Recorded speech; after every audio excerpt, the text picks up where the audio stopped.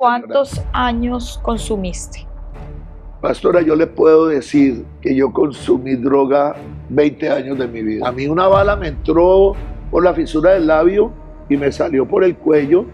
Conocí a una joven muy bonita. Yo veía que a ella le brillaban los ojos. Y lo que pasa era que ya consumía marihuana y se echaba gotas. Ella me invita a probar la marihuana. Esa combinación mortal de droga, pepas, marihuana, bazuco, patraciado. Ya me tiraron a la lona. ¿Cuánto crees que invertiste en droga? Yo hubiera podido hoy en día comprar varias casas, tener negocios muy buenos con todo el dinero que le dejé a los jíbaros. Wow. Pastora, a mí me llaman 10, 15 personas, familias destrozadas. Gallego, ayúdeme, yo no tengo un peso, llévese a mi hijo para Cali, yo sé que Dios lo puso a usted, me tiene la casa partida, le pegué una puñalada al vecino. Lo hemos metido como 5 o 6 veces a las clínicas La Misericordia, Simón Santander, San Felipe de Barajas, y lo único que el Estado está brindando, tratamientos psiquiátricos que duran mes y medio. El gobierno no sabe cómo se rehabilita a una persona.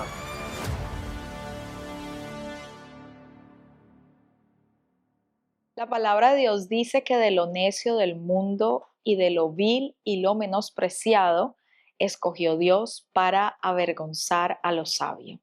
Hola, soy la pastora María Paula Arrazola y quiero darte la bienvenida a Frecuencia Femenina, un podcast sintonizado con el Espíritu Santo.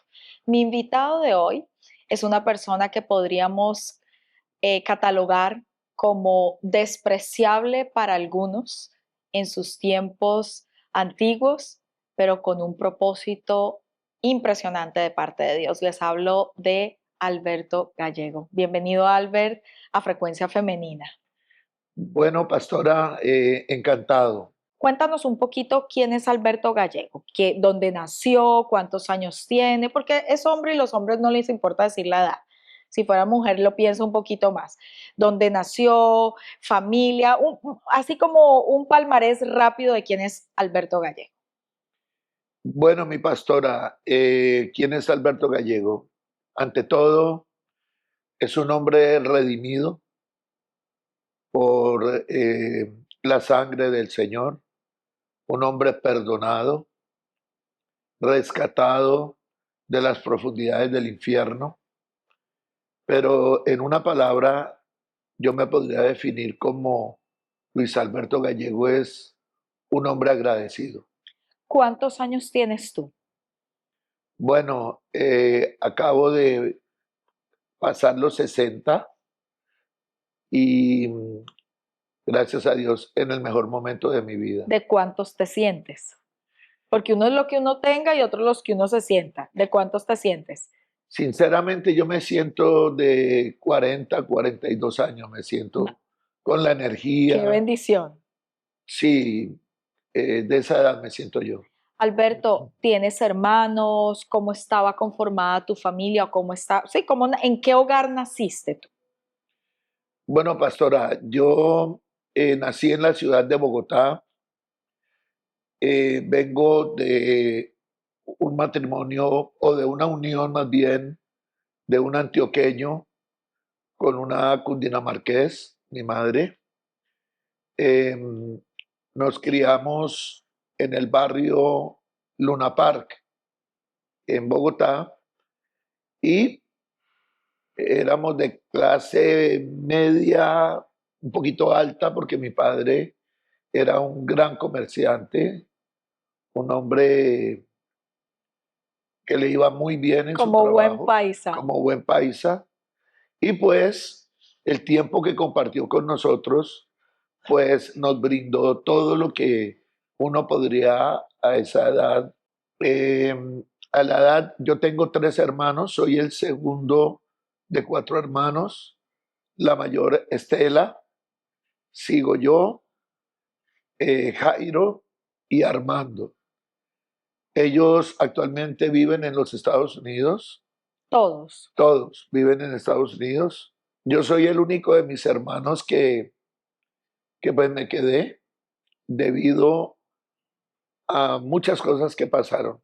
La más importante es que teniendo yo 13 años, mi madre sorprende a mi papá, eh, digamos, con otras dos relaciones, no con una, sino con dos relaciones, y se entera de que mi padre tiene hijos en dos hogares más. Oh, wow. Entonces, eso fue muy duro para ella, pero en ese tiempo, sin el temor de Dios, ninguno de los dos lo tenía. Mi madre decide pagarle de la misma manera. Entonces se puede imaginar lo que sucedió, infidelidad de ambas partes, y cuando llega el caos, ellos toman la decisión de separarse. Mi madre decide irse para los Estados Unidos, venden todo lo que había y nos dejan abandonados completamente a mis hermanos y a mí. ¿Cómo abandonados? O sea, un día tu mamá Sí, se va y los deja ¿dónde? ¿En sí. una casa? ¿En dónde? Bueno, mamá cometió un grave error. Eh, Hoy en día ya no la juzgo, ya entendí eh, que todos cometemos errores, inclusive al ser padres. Ellos venden, digamos, la casa. Mi mamá tenía un salón de belleza, vendieron todo lo que materialmente había y ese dinero lo toma mi mamá, hace unos papeles falsos, se va como soltera o más bien como sin hijos y se va para los Estados Unidos, donde conoce a otra persona y hace un hogar allá. Mm. Nos deja en la casa de una señora que apenas conocía, una señora, me acuerdo tanto el nombre de ella, Magola, que le encantaban las cosas ocultas, practicaba el tabaco, la cartomancia, todas aquellas cosas de ocultismo y nos hacía partícipes de unas sesiones en la noche Mm. horribles que hoy en día entiendo que fueron maldiciones que se generaron y que cayeron muy fuertes sobre nosotros como hijos y obviamente también afectó mucho a mi madre en los Estados Unidos. Pero estabas en la casa de esta señora con todos tus hermanos o solo tú? No, en la casa quedamos todos. Tus Des- tres hermanos sí, después y de tú. vivir en una casa muy cómoda, muy bonita, ahí mismo quedaba el salón de belleza, un local grande. Eh, Al vender todo, lo único que nos dejan es dos camas. Y esa señora nos adapta una habitación para mis hermanitos y yo, y ahí en ese cuarto dormíamos los cuatro. Esta señora, pues mi mamá le consignaba mensualmente para nuestra alimentación, pero era una señora de un corazón bastante oscuro, una señora mala. Yo puedo decir que era una persona muy Ah, mala y ahí conocimos el hambre, ahí o conocimos, sea, tu mamá les enviaba el dinero, pero ella no les daba la comida. ella nos daba maicena al desayuno, avena al almuerzo, nos daba un café con pan en la noche. Nosotros ahí fue donde conocimos la necesidad, la miseria. Y tu papá, Alberto, porque, bueno, tu mamá se va, pero ¿y tu papá? Bueno, mi padre eh, ofendido por la partida de mi mamá porque él pretendía que ella lo tolerara y lo aceptara con esas relaciones, él muestra un enojo con nosotros. Ok. En alguna ocasión que nos visitó en esa casa, nos llevó a comprarnos algo de ropa. Yo le pregunté que por qué estaba tan alejado y la respuesta él dijo, Su mamá murió para mí y ustedes también. Así seco lo dijo. Esas palabras obviamente destrozan a cualquiera y el hombre en su capacidad económica realmente nos mostró desprecio porque él tenía la manera de ayudarnos, de sacarnos de ese lugar y no lo hizo y siguió con su vida. Wow. Fue muy fuerte. O sea, fuiste abandonado por mamá y Y por fuiste papá, abandonado por papá. Ninguno de los sí, dos estuvieron. no Y, estuvieron. y entonces empieza a desarrollarse una vida como de ustedes. O sea, ¿cómo era un día a día de Alberto? A los 13 años se va tu mamá. Sí. Bueno, ese año no estudiamos, no seguimos estudiando, pero sucede algo gravísimo y es que esa señora tenía unos hijos eh, que nos llevaban unos años. Ellos podían tener entre 18 y 22 años. Y esto es triste decirlo, pero mi hermana fue víctima de una violación por parte de uno de ellos. Y no sé si ella sabe que yo lo sé. Nunca le he tocado ese tema, pero yo me enteré. Y yo me vuelo de esa casa y recuerdo que mi tía nos había llevado, mi mamá nos había llevado al Minuto de Dios a visitar a una tía política. eh, y yo me fui a buscar esa casa en el barrio Minuto de Dios. Y logré encontrar a mi tía, le comenté la situación. A mí me dicen Tito, mi familia, mis padres me dicen Tito. Entonces me dice ella, Tito, quédate con nosotros. Yo hablo con tu mamá. Si tu mamá te ayuda o no te ayuda, quédate conmigo. Y miramos cómo después vienen tus hermanos. Al año vinieron mis hermanos. Y mi tía en esa casa del Minuto de Dios, teniendo ella hijos también, nos terminó de criar a mis hermanos y a mí. Wow. Una santa. Wow. Mi tía fue un ángel en medio de ese infierno que nosotros vivimos. Una mujer muy dulce. Mi tío Gerardo era registrador de Caquesa, Cundinamarca. Un hombre muy trabajador, una familia muy hermosa. Y allí, pues mamá siguió girando para nuestra alimentación, pero yo me rebelé eh, contra mi mamá. Pues a mi papá ni forma porque no lo veía, pero ella nos llamaba continuamente a saludarnos y yo no pasaba el teléfono y empecé a maldecirla, empecé a odiarla con todo mi corazón.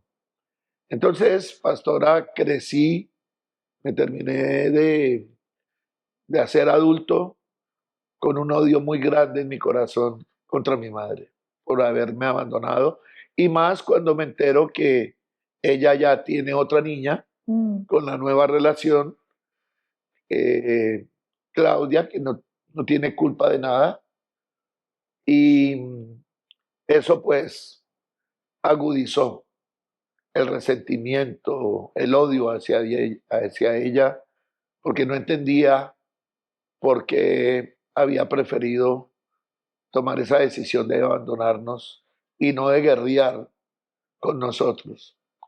Pero gracias a Dios, pastora, ya pasaron esos años terribles en que el odio me consumía y, y me llevó a cometer tan graves errores en mi vida.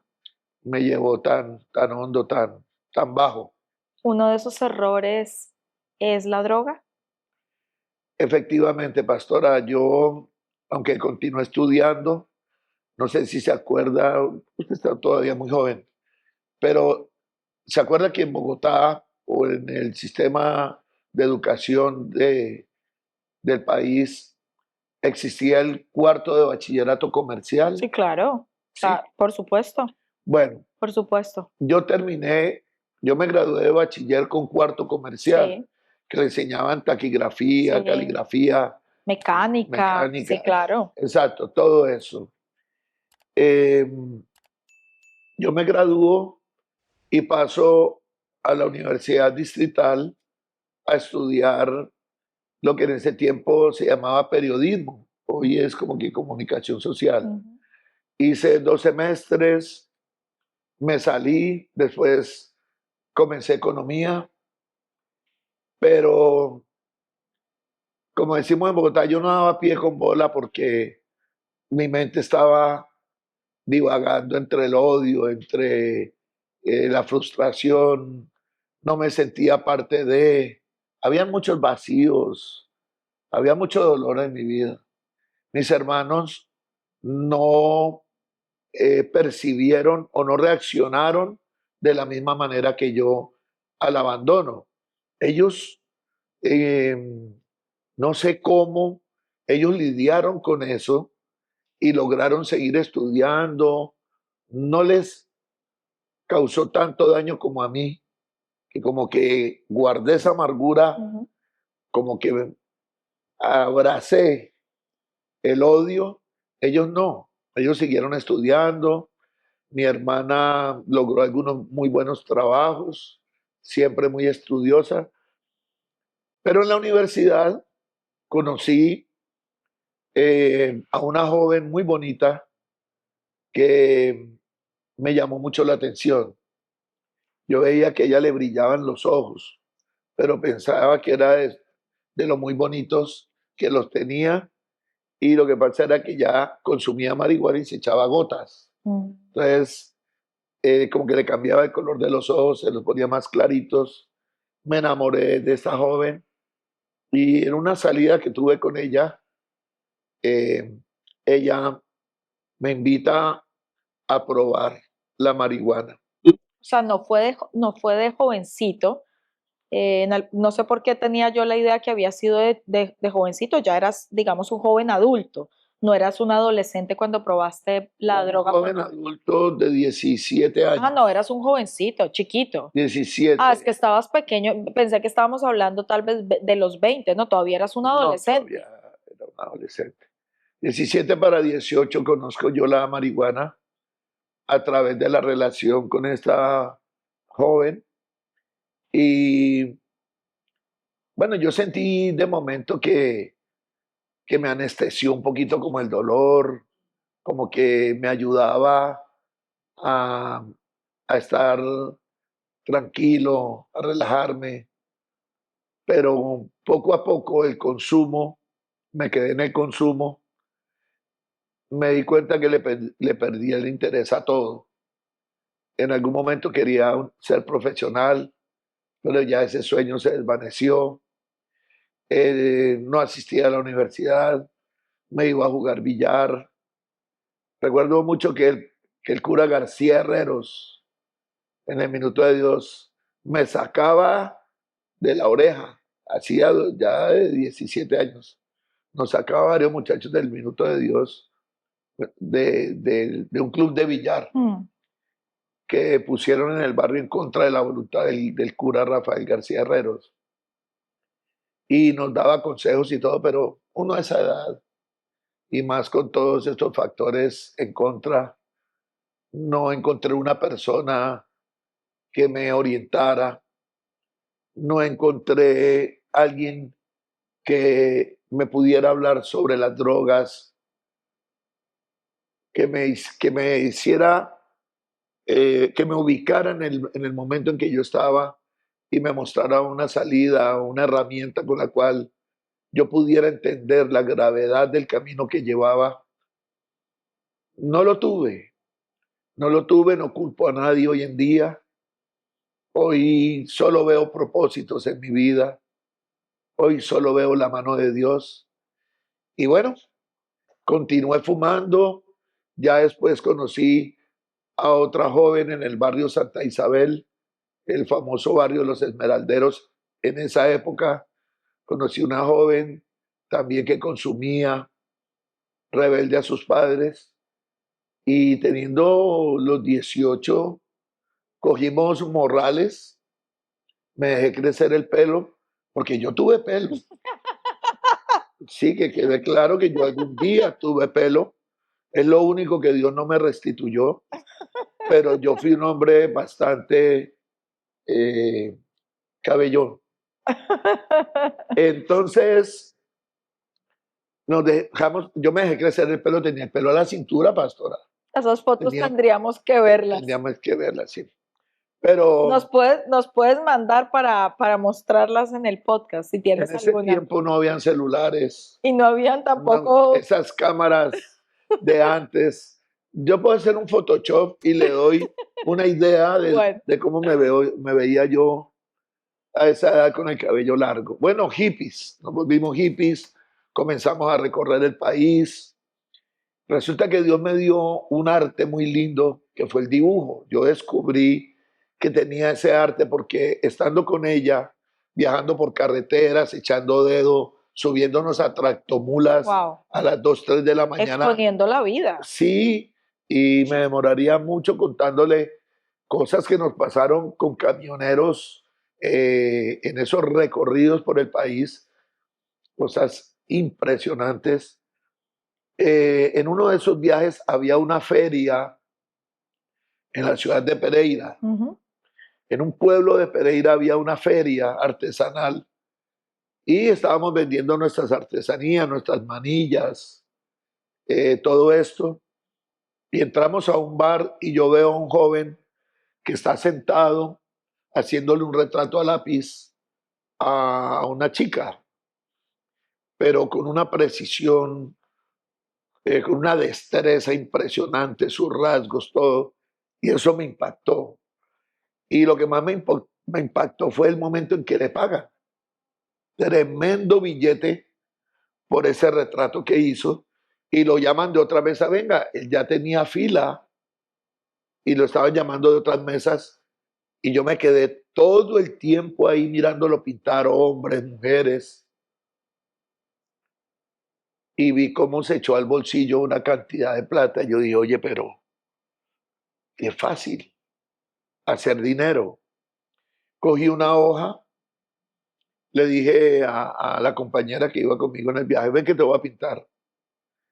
Ya podrá imaginarse mi primer dibujo, pero yo seguí practicando, practicando, y quién lo va a creer que logré desarrollar eh, ese talento. Wow. Me volví retratista y un día cogí un pergamino y me puse a calcar para hacer tarjetas navideñas, calcar paisajes, aprendí a repujar el pergamino. Eh, de tanto calcar, desarrollé caligrafía. A mí si algo me gustaba en el colegio era la caligrafía, era la tinta china y el plumero. Yo era feliz haciendo letra Palmer. Entonces, seguí practicando por mucho tiempo hasta que puedo decir que me acerqué a ser un gran calígrafo. Wow. Entonces, yo cogía el pergamino y sin ponerle una hoja de rayas atrás, yo escribía poemas, los componía yo, tenía una vena artística muy bonita y escribía poemas. O sea que ya no pintaba solo en papel guarro, sino en pergamino de 120 gramos, hacía el dibujo de la chica a lápiz, lo reteñía con tinta china, al lado de ella con Prismacolor disuelto con gasolina por la parte de atrás del pergamino, le daba color al rostro, le ponía fondo, un paisaje atrás repujado en alto. O sea, yo manejaba el pergamino de una manera fascinante. Ahí todavía seguías o sea, ahí seguías consumiendo. Claro, ahí consumía, eh, seguía consumiendo y claro, el consumo me llevaba como falsamente a concentrarme Ok. y pensaba yo que me hacía bien consumir para pintar. Entonces ya creo algo novedoso, lo llamé mensajes gráficos.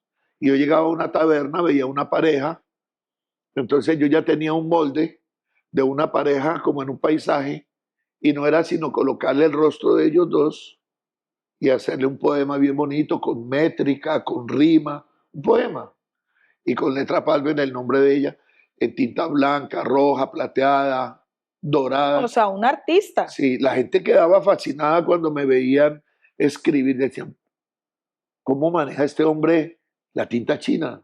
porque eso se regaba todo. La tinta es súper... Yo me acuerdo cuando uno tenía que hacer esos trabajos. A mí no se me regó, llegó el momento en que jamás supe lo que era un manchón. Increíble. Increíble. Yo cogí una destreza para manejar. Ya vinieron los rapidógrafos, Rapidógrafos. entonces yo escribía en rapidógrafo o me rendía más y eso no se mancha. Increíble. Entonces, bueno, para avanzar, pues seguí con ese tema hasta que ella queda embarazada. O sea, eso te daba, o sea, te daban dinero por eso, te pagaban por eso. Totalmente, pastora. Y Yo, tú yo era una utilizabas, máquina de hacer plata utilizabas el dinero para para consumir, consumir y para comer, para comer. comer y consumir. Comíamos bien, vestíamos bien en nuestro hipismo, Sí, muy aseados, muy arreglados. Comíamos muy bien porque ganaba muy bien, buenos hoteles, pero pasábamos de ciudad en ciudad. ujú. Resulta que un día en el viejo Caldas, creo que fue en Armenia,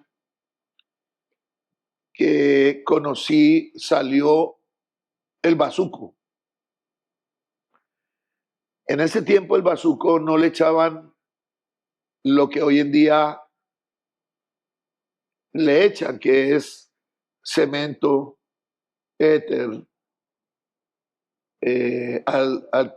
alcanfor. Eso lo rinden hasta ladrillo molido, le echan al bazuco y eso afecta el sistema nervioso de una manera que a la persona le dan delirios de persecución. Es, como dicen coloquialmente, se paniquea a la persona.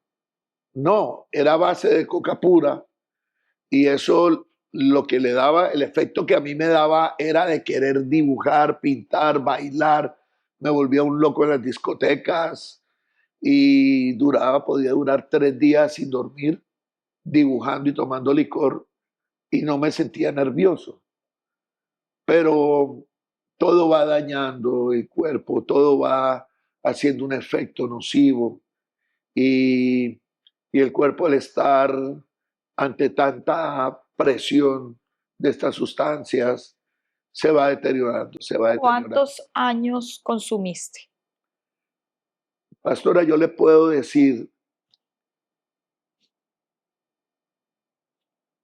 sin mucho margen a equivocarme, que yo consumí droga 20 años de mi vida. ¿Has sacado una cuenta en números de cuánto te gastaste en comprando? ¿Has hecho ese cálculo alguna vez o te cojo fuera de base con la pregunta? ¿Cuánto crees que invertiste en droga? Bueno, una pregunta, ¿Millones? muchos millones, Wow. muchos millones, porque yo no era el indigente sencillo que pedía una moneda, pues en ese momento, Ujú. los primeros años, era el emprendedor que tenía un arte que nadie tenía, que impresionaba donde yo llegaba, y yo en un día, hablando en cifras de la actualidad, yo podía ganarme 1 millón de pesos, 1,5 millones en un día.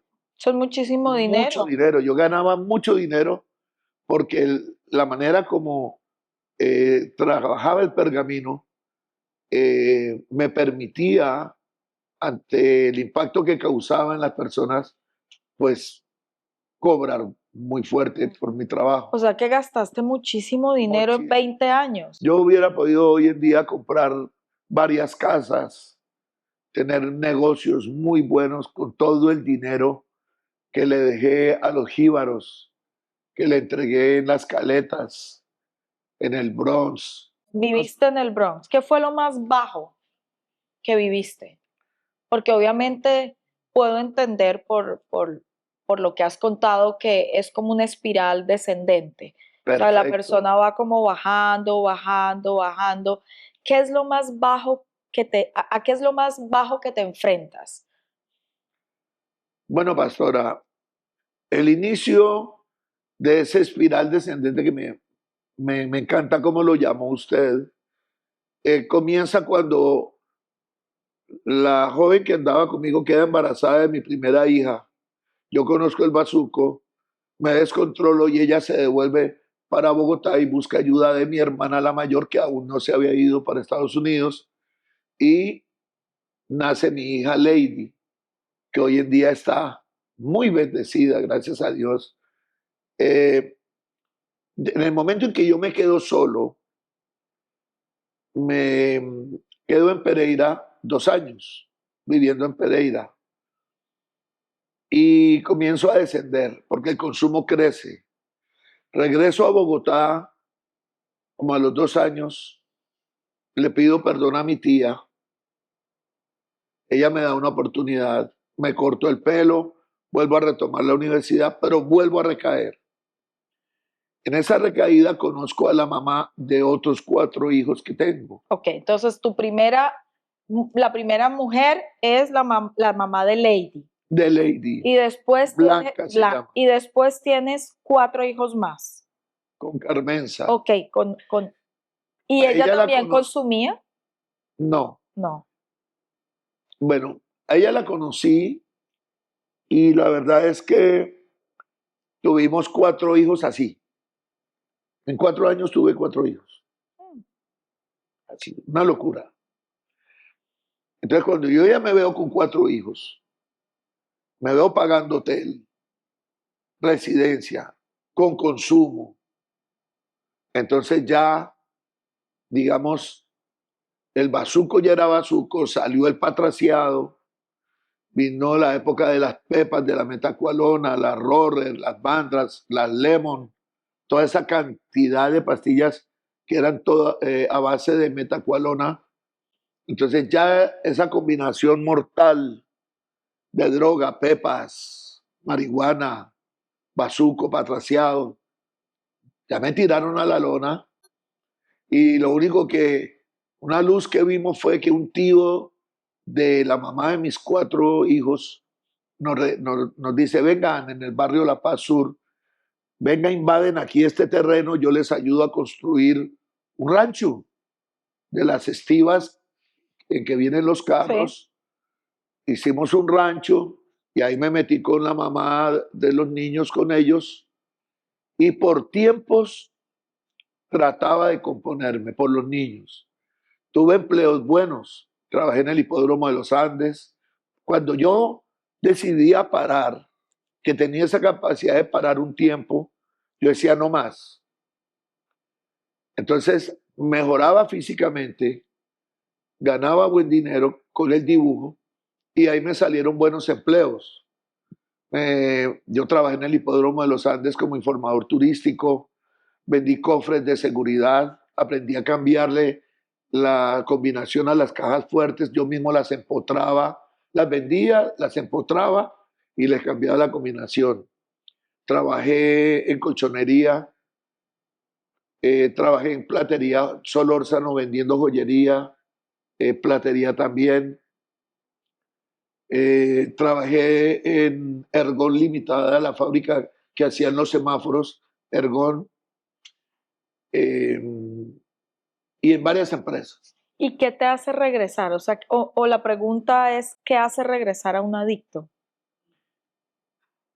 Pastora, cuando un corazón no está sano, no ha sido sanado completamente, la persona puede poner mucho de su parte, puede tener buenos sentimientos, puede tener el mejor deseo de cambio, pero si hay heridas que están ahí, hay un niño abandonado todavía ahí en el corazón, que no ha sido rescatado, que no ha sido atendido, tratado, si no hay una reconciliación de uno mismo con su alma, con su espíritu, entonces es una bomba de tiempo, porque usted puede durar, una persona puede durar sin consumir, y los conozco, sin consumir 8 meses, un año, pero llega un momento que recibe una emoción tan fuerte Y que dispara. puede ser buena o mala, que inmediatamente produce una adrenalina Espérate un que se momento. conecta. No solo es malo, puede ser algo bueno. Puede ser algo demasiado bueno. Ok.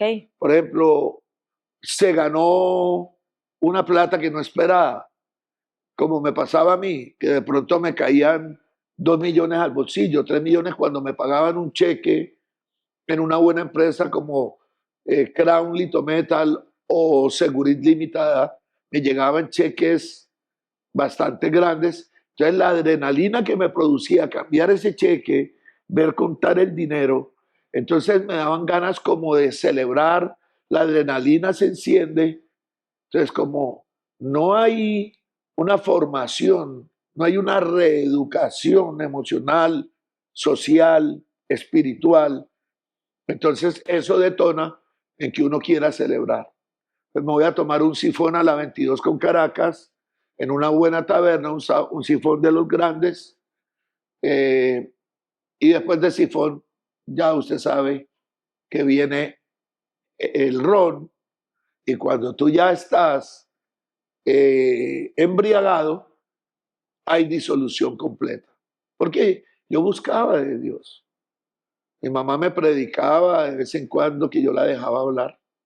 Me predicaba un poco del Señor y en mí había cierto temor de Dios. Pero igual resultaba en La Caleta, allá en Bogotá, en el Bronx, llegaba con el maletín de vendedor o con las cosas, todo lo cambiaba por droga y duraba 8 días en esa rumba donde prostitutas, me metía a las peores ollas del Bronx, que eran sitios muy, muy macabros, donde pasaban cosas horribles. Yo no sé por qué no me daba miedo.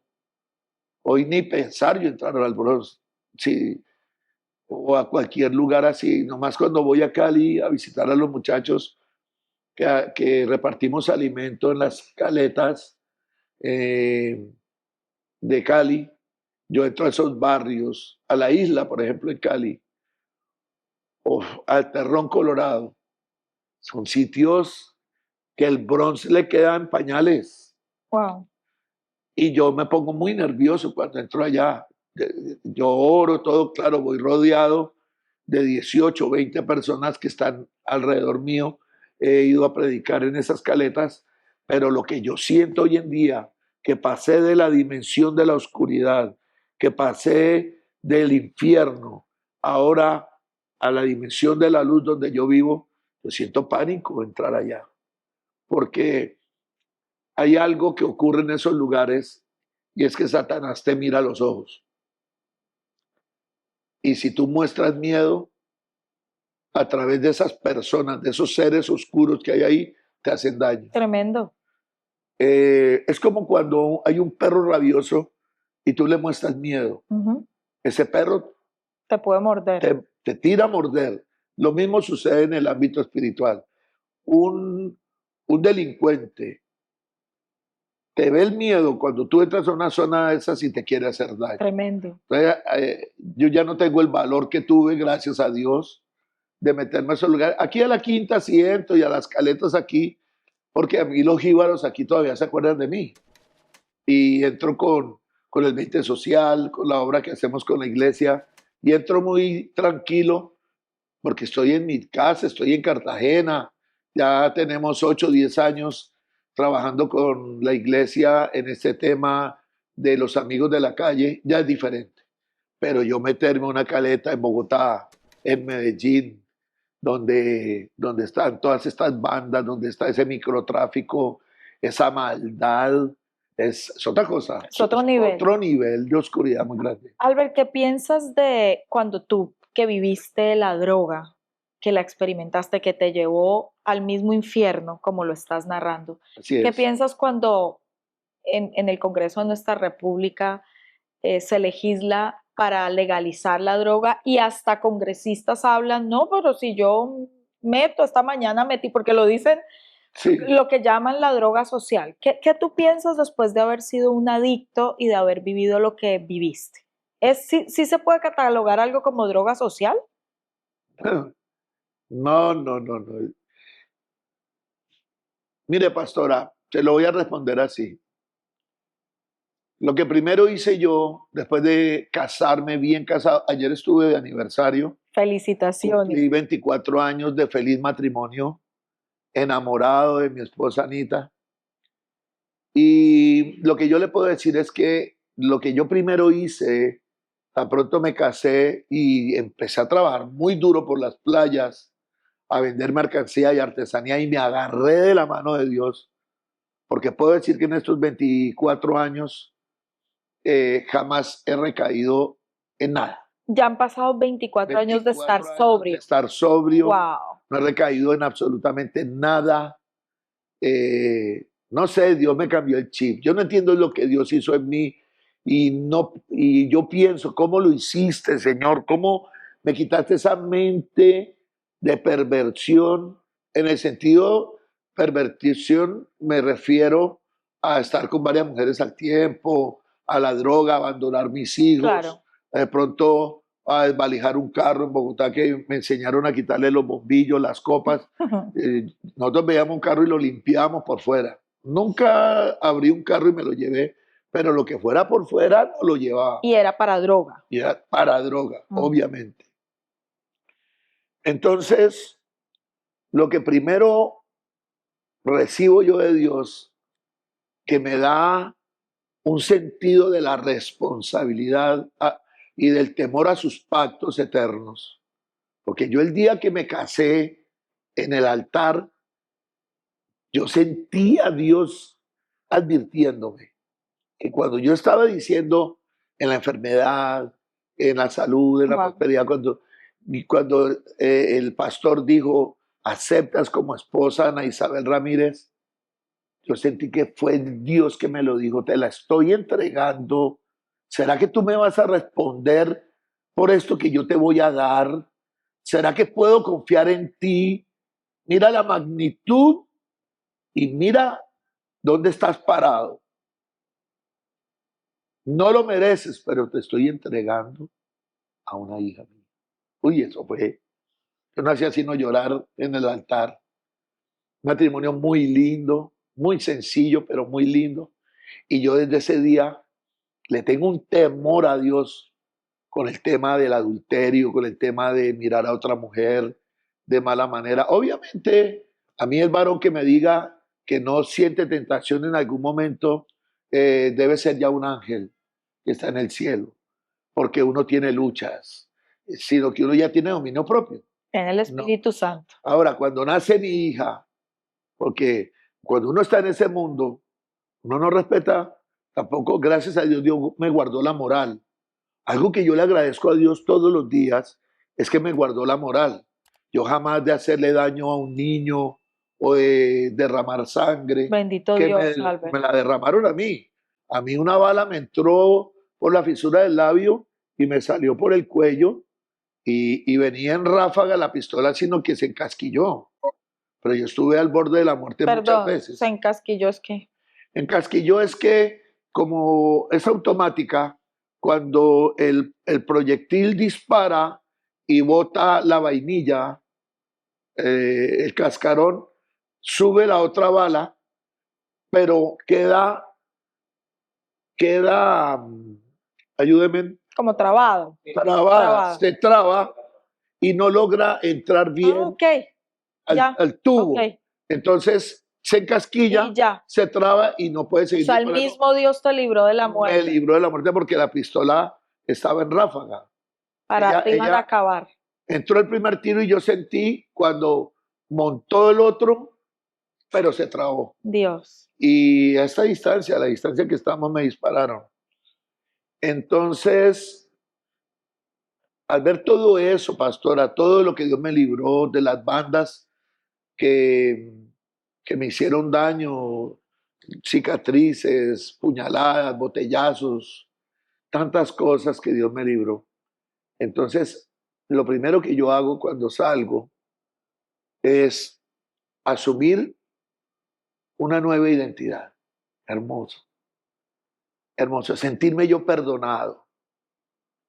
Como dicen los salmos, la palabra que sanó mi corazón y que yo se la digo aprovechando este espacio, aquella persona que sufra de resentimiento en su corazón, que sus padres le hayan causado algún daño por un error que cometieron, que alguien haya abusado de ti, puede ser, o que haya sufrido cualquier clase de ofensa, yo te aconsejo que no dejes que ese veneno del resentimiento pueda germinar en tu corazón, eche raíces ahí, porque te vas a dañar la vida.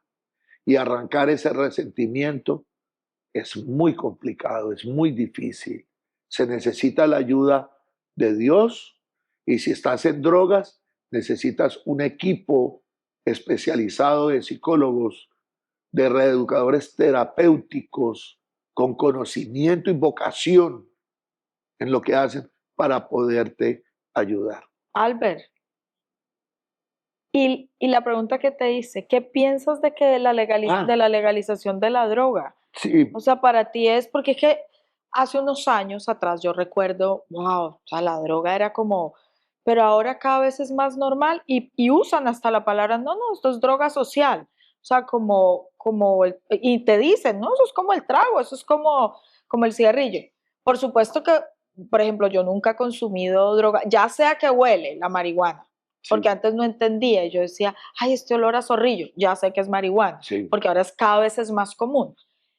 Pero tú que lo viviste, tú que estuviste ahí como nos lo has contado, al borde de la muerte, me imagino que no una, sino muchas veces, ¿qué sientes cuando escuchas desde el Congreso hablar que hay que legalizar la droga?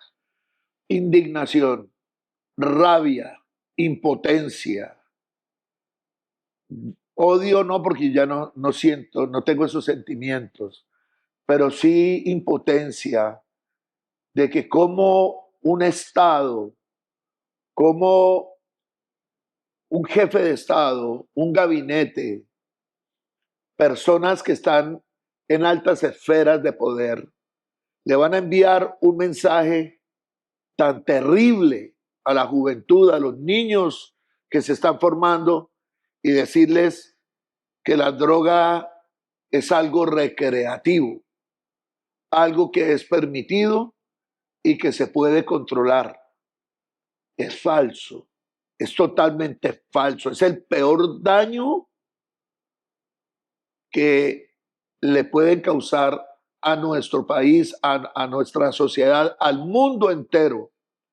Pero cuando uno escucha una prédica como la del domingo de mi pastor, magistral, una enseñanza que nos habla de las tinieblas, cómo operan en nuestra nueva agenda mundial de la identidad de género, cómo están pervirtiendo la mente de los niños, pues obviamente que de la mano viene la drogadicción, viene la delincuencia y en un gobierno Dios haga justicia donde el ministro del Interior viene de rehabilitación, él mismo lo dijo, por el consumo de cocaína.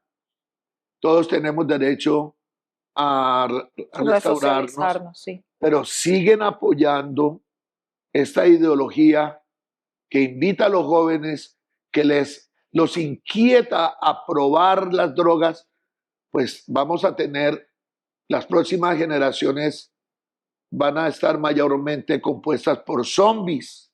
Wow, Pastora, a mí wow, me wow. llaman en la semana, me llaman 10, 15 No, personas, Jesús. familias destrozadas. Mm.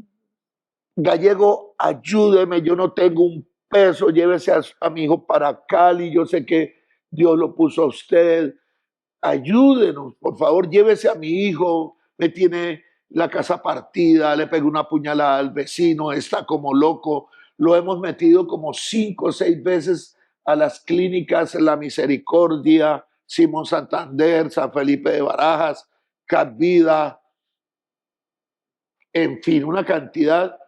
Y lo único que el Estado está brindando son tratamientos psiquiátricos que duran mes y medio. El gobierno no sabe cómo se rehabilita a una persona y de pronto digamos que el modelo de la salud desde hace algunos años está atendiendo a estas personas y lo está haciendo de una manera tenebrosa. ¿Por qué, pastora? Una madre que no sabe cómo ayudarle a su hijo que tiene un problema de droga, ¿qué hace? Lo lleva al médico. El médico lo manda al psiquiatra. El psiquiatra le hace 5 preguntas. ¿Está durmiendo bien? No. A veces tiene estados de irascibilidad, de rabia, de momentos, cambios de ánimo repentinos. Sí. A veces en la noche te da insomnio. Sí. A veces te duermes mucho. Sí. A veces te dan ganas de comer. ¿Sientes en algún momento delirio de persecución? Y con esas 5 o 6 preguntas le dice, usted es bipolar, esquizofrénico. Y esa fórmula, ese dictamen, autoriza al psiquiatra a que lo envíe a una clínica donde están enfermos mentales. Y lo tienen mes y medio. Y nosotros hemos sacado de esas clínicas a hombres que les dan hasta 16 pastillas diarias. Yo no tengo nada en contra de los psiquiatras porque me prohibieron la entrada a ciertos sitios porque yo no estoy de acuerdo y nunca lo estaré de que una persona se pueda rehabilitar con pastillas. Claro. Las pastillas son buenas, los psiquiatras son buenos, te pueden ayudar a estabilizar químicamente el cerebro, porque el cerebro es como un órgano más, el estómago, los pulmones, los riñones, y así como esos órganos se enferman, pues el cerebro de tanta droga llega un momento en que químicamente se desordena y ahí es donde entra un buen psiquiatra, manda un medicamento correcto para calmarle la ansiedad, pero inmediatamente llevémoslo, saquémoslo de ahí y llevémoslo a un programa bien diseñado donde tengan espacio al aire libre, donde tengan una buena piscina. Donde y eso es de lo que quiero que me hables, ese es de el programa que tú tienes, porque Dios te ha usado ahora, a ti te usa a ti, para ayudar a rehabilitar, a restaurar a jóvenes, no solo jóvenes, me imagino que también adultos, yo pienso que ahora de todas las edades, pero Dios te ha permitido ver a muchas personas restaurarse así como Dios te ha restaurado a ti por lo que tú decías, porque eso es algo que empieza por dentro, Sí. porque cuando los llevan a un lugar de psiquiatría, pues los calman por un tiempo, pero si no hay un cambio por dentro, ¿qué va a hacer esa persona? Entonces, ¿qué es lo que tú haces? Tú tomas a la persona, al joven, al muchacho, al adulto, al que sea, ¿y cuál es el siguiente paso, Albert? Lo primero que se hace es... ¿Lo amarran? No. ¿Lo obligan? No. Okay. Ya, o sea, yo trabajé un tiempo, pastora, y en una entrevista que usted me hizo hace un tiempo, yo le contaba que hace 7 años atrás, antes de pandemia, mucho antes, yo trabajaba con un modelo que era en contra de la voluntad. Sí. Y trabajaba con jóvenes en riesgo muy peligrosos. O sea, me llamaba una mamá, me rogaba, me suplicaba que me llevara a su hijo, pero su hijo no quería. Sí. Entonces traíamos una camioneta, lo llevamos con toda la fuerza, pero eso para mí ya quedó obsoleto. Yo cambié mi modelo de trabajo. Okay. ¿Qué hago yo? Yo entendí que lo que me sanó a mí fue el amor de Dios. Fue el medicamento que me hizo entender la palabra en Salmos, donde me dice, hijo, aunque tu madre y tu padre te hubieran abandonado, con todo y eso, con todo lo que tú hayas hecho o hayas dejado de hacer, con todo yo te recogeré. Ahí fue donde yo descubrí la paternidad de Dios, el amor de Dios, y cuando yo le creí ese amor, vino mi sanidad. Y hay alguien que me ama. Yo no soy un despreciado. Y al sentir el amor de Dios pude perdonar a mi mamá. Wow. Perdoné a mi papá. Me perdoné yo mismo. Wow. Recuperaste a tus hijos. Todo. Te volviste a reencontrar con tus hijos. Que hoy en día le cuento que se fueron para varios países. El mayor está en el Canadá, se casó. Él dijo que él nunca se iba a casar, porque con ese ejemplo de papá, él no creía en el matrimonio. Pero todo lo que ha visto en estos años, se casó con una ingeniera ambiental, está viviendo en el Canadá, en Toronto, se fue con sus papeles a estudiar y a trabajar, vive allá. Natalie, que usted la conoció en Bogotá, ¿se acuerda? Absolutamente, claro que sí. El día que nos reencontramos hace cuánto de esa... Muchos años, como 11 años. Ustedes predicaron en Bogotá. En una iglesia, sí, claro. El día que yo me reencontré con mis hijos, yo me enteré que ustedes estaban en una iglesia en el norte y ¿Sí? yo llevé a mis hijos y usted conoció a Natalie y a Como mis 12 hijos. años. Un poquito, como 14 años. Como 14 años. Tremendo. Entonces, pastora, el amor de Dios es la medicina más linda. Entonces, ¿yo qué hago? Yo vengo, me reúno con ese muchacho, con su familia, le cuento mi testimonio, le doy una palabra de amor, le animo y le oriento a lo que él puede hacer y le hablo sin mentira ninguna como en nuestro programa. Ok. Entonces, cuando la persona se siente amada, cuando el muchacho le habla a alguien que entiende lo frustrado que está, Claro, porque ¿quién más lo que tú? impotente que está, y le dice, yo pasé por eso, tú te sientes así, así, así, se sientes en un laberinto que no puedes salir, tu mamá te regaña, tu familia te dice que eres la oveja negra, que tú eres lo peor de la sociedad. ¿Te está pasando, sí o no? Sí, y tú estás rebelde porque esa rebeldía viene de una impotencia de no poder solucionar tu problema. Nosotros te ayudamos, pero ¿sabes cómo te ayudamos? Alejándote como se alejó el hijo pródigo de su casa y en la distancia empezó a valorar lo que había tenido y, entre comillas, lo había perdido. Sí. En un lugar donde tú pierdas el control del televisor, donde tú no tengas teléfono, donde tú quedes aislado completamente, pero donde recibas amor responsable, donde nadie te maltrate con malas palabras, Wow. donde nadie te diga que eres una, perdóneme la expresión, una porquería, Donde te den comida. donde te den alimento, donde te atiendan, que amaneciste hoy con el genio que no lo puedes tolerar, venga, mi hijo, siéntese. Y hay- Estás agresivo. Y Ya. saben cómo lidiar. Claro. Hay profesionales Claro. que te ayudan. ¿Qué tipo de profesionales ayudan en tu institución? Yo trabajo de la mano con, éramos 11, pero en este momento hay 9, porque llegó una persona especializada que nos ahorra el trabajo. Lo primero que hay que tener es un buen lugar, cómodo, confortable, y tener reeducadores terapéuticos especializados, gente que se ha especializado en el tema. Ojalá que hayan sido drogadictos.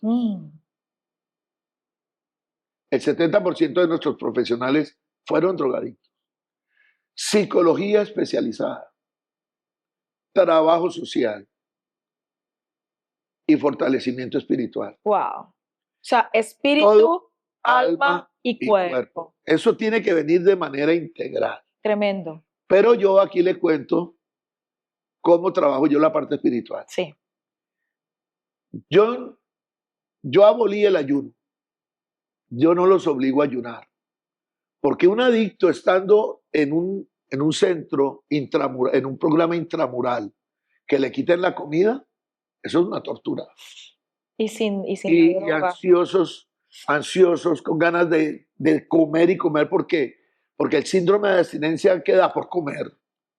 Entonces, yo el ayuno, a menos de que sea una persona conocedora del tema y que pida permiso para ayunar. Bueno, ¿por qué va a ayunar?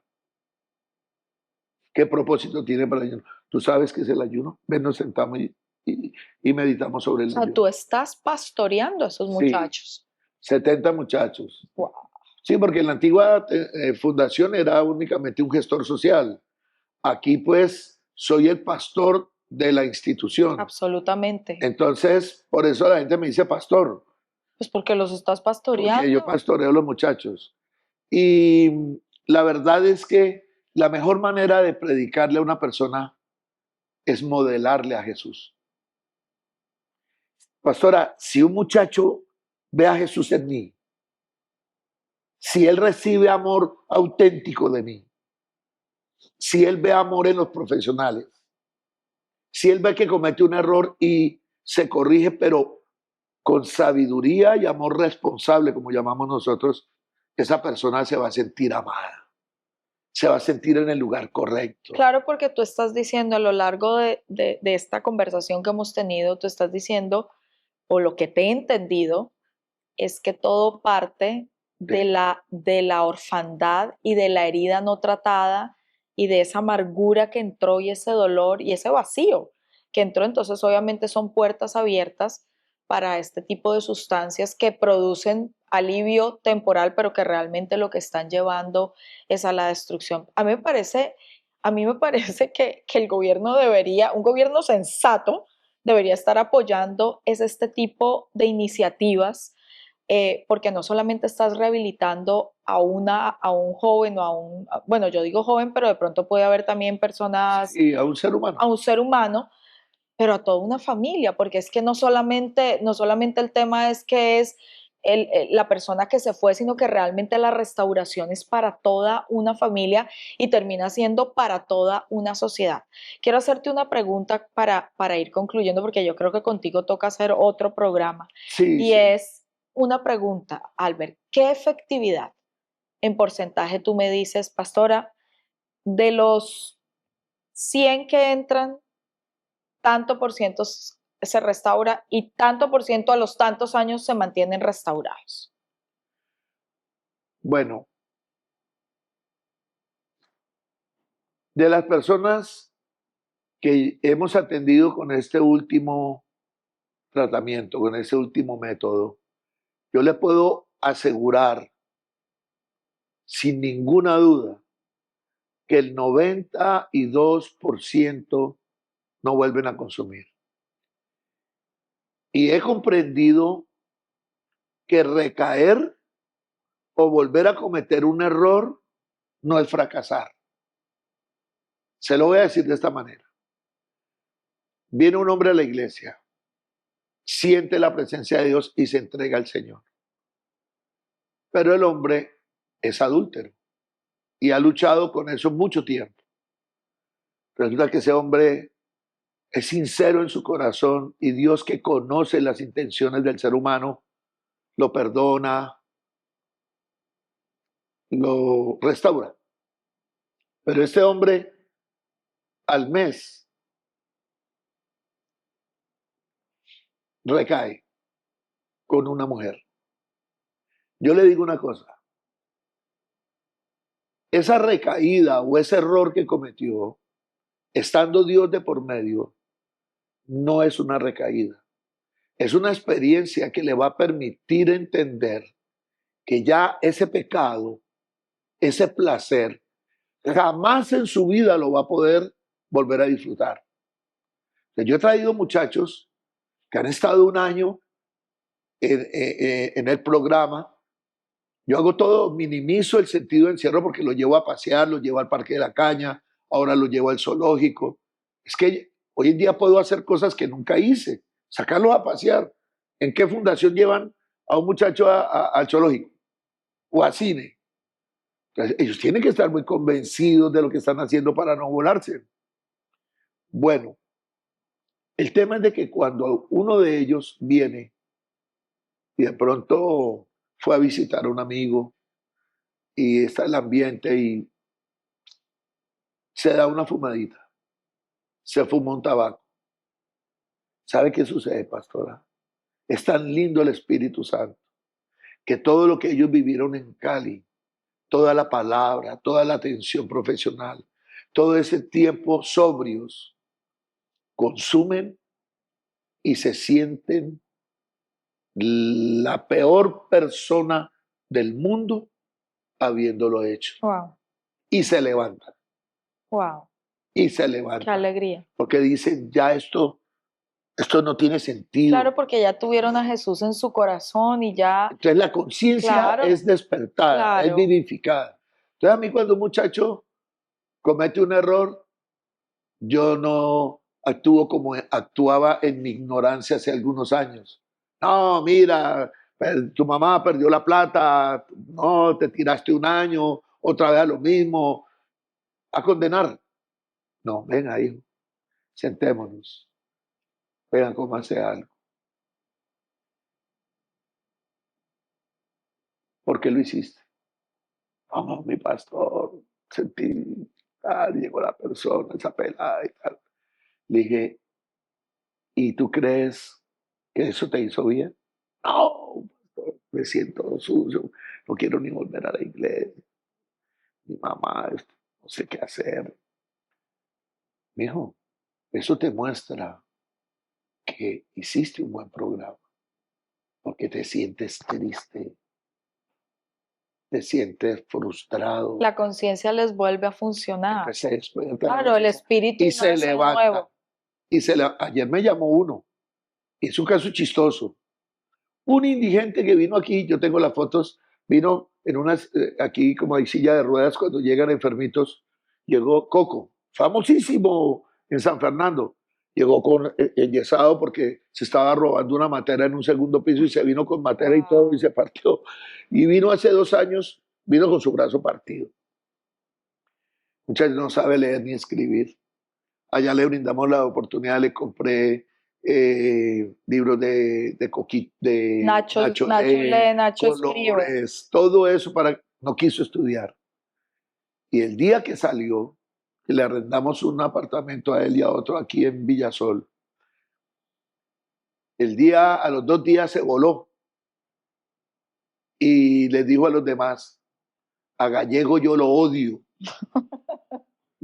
con todo mi corazón porque me hizo perder un año de consumo. Gallego le hizo perder un año, o sea, se perdió un año de consumir, decía él. Yo veo este caso tan impresionante, lo quito. Y estuvo así dándose tumbos. Anoche me llamó, que está juicioso, que viene mañana para la casa Gloria de a vida, Dios. que no puede olvidar que yo soy su papá, que pastor hablé con mi papá para que me ayude a recuperar mi herencia, Wow. porque usted es un hombre que Dios lo usa y le cree. Yo le dije, bueno, yo te ayudo en la parte espiritual, lo de la herencia sí, Se la dejo a se la damos a otros. un abogado, pero mañana voy a ir a recogerlo para traerlo a casa de vida. Entonces el tiempo que estuvo dándose tumbos lo hizo comparar el año que estuvo sobrio, Claro. lo bien que se veía, porque cada vez que oiga, pastor, tómeme una foto en la piscina. ¿Cómo- pero cómo estoy de lindo, cómo estoy de bonito. Todas esas imágenes se Regresan. van Wow. guardando en el corazón. Y cuando ya están otra vez en la calle con un saco, con un costal, y recuerdan la casa del padre, Quieren regresar a la dicen, casa no, del yo Padre. voy a la casa de mi padre y le pido perdón, Claro. y de ahí no vuelvo a salir nunca. Así Tremendo. han pasado No, muchos pastores. me imagino que tendrás una y 100 y 1000 historias que contar, pero de Y verdad, termino con esto, porque vamos en recta final, siento. sí. Sí. Eh, es falso que la droga es recreativa. Es falso que la cocaína es menos grave que el whisky.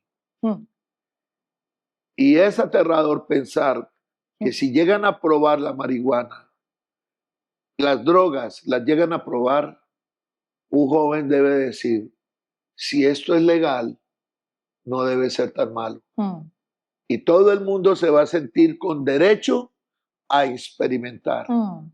Y mira lo que me pasó a mí por experimentar, por querer probar algo que anestesiara un dolor. Es un caos el gobierno al pensar de esta manera. Y yo desde ningún aspecto creo que sea bueno el consumo. El consumo es Una una maldición, tragedia, es es una una tragedia, es maldición. una maldición para mí es del mismo infierno como el consumo de alcohol, como cualquier tipo de consumo que dañe la integridad del ser humano. Albert, de verdad, de verdad, de verdad, gracias. No solamente por haber estado, que te doy las gracias, pero gracias por el trabajo que haces por la nación, porque a la final es por la nación, es por las familias, pero también por una Colombia que queremos ver transformada, por una Colombia que queremos ver cambiada, y que solamente puede ser por el poder de Dios. Pero yo te digo algo, si hay familias hoy, si hay alguna persona hoy que nos está viendo, que está viendo este podcast, que está en una situación de desespero, si tú mismo lo estás viendo y estás consumiendo y estás sintiendo que te estás yendo en esa espiral del cual estuvimos hablando, por favor, contáctanos, porque hay esperanza y hay gente como Alberto que no solamente pasó, vivió, sino que se ha especializado en el tratamiento y en poderte ayudar de manera espiritual, de manera mental y de manera física. Yo creo que hay esperanzas para las familias, hay esperanzas para esa mamá que hoy está desesperada llorando, ese papá, ese hermano que está desesperado diciendo, por favor, alguien que nos ayude con esta situación. Yo no podría recomendar a una mejor persona que Alberto para que lo hagas. En el Señor hay solución. Cristo es la respuesta a todos los vacíos y que de verdad, que Dios perdone a los legisladores que han tratado de legalizar esta maldición, que no solo ha sido una maldición para las familias, sino yo creo que lo que más ha traído maldición a esta nación es el narcotráfico, es el narcotráfico. Te cuento que hay un restaurante en los Estados Unidos mexicano, mi comida favorita es la comida mexicana, me fascina, y se llama El Patrón. Yo no puedo ir a ese restaurante, no puedo, porque yo le digo a las personas, para mí ese nombre, ese apodo denota mucho dolor en las familias y en la nación. No puedo, y quizás ni tiene nada que ver, pero en mi mente es no puedo. Y dicen que es riquísima la comida, no puedo, porque sé el dolor. Gracias a Dios nunca experimenté la droga, pero nos tocó vivir las explosiones de las bombas, Todo. las masacres, todo producto del dinero del narcotráfico. Así que gracias, Alberto, por ser una bendición. Y quiero decirle, aprovechar este momento para decirle gracias, pastor. Gracias, Pastor Miguel. Gracias, Ríos de Vida.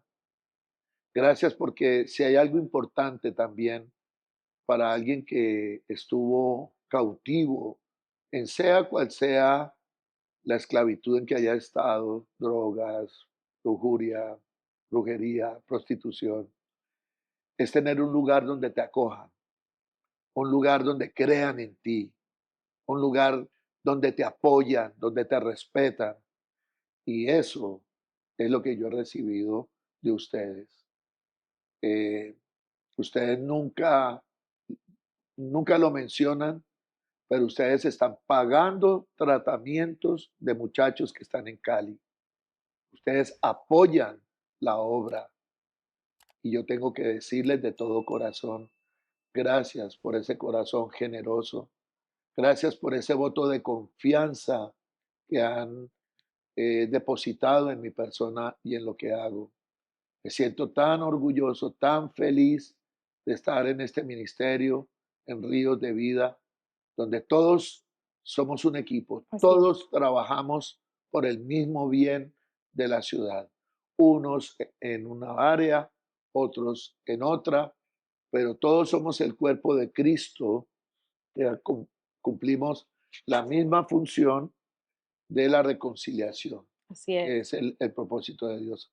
Así que, pastora, le amamos mi familia y yo profundamente, estamos muy agradecidos y yo le digo madre, yo le digo madre, siempre que usted me escribe, yo le digo madre, no puedo decirle pastora porque es que yo la siento como esa mamá que nunca tuve. Mire, yo soy Gracias, un poquitico mayor, no no mucho. bastante, bastante, Alberto. Hazme el Bueno, favor.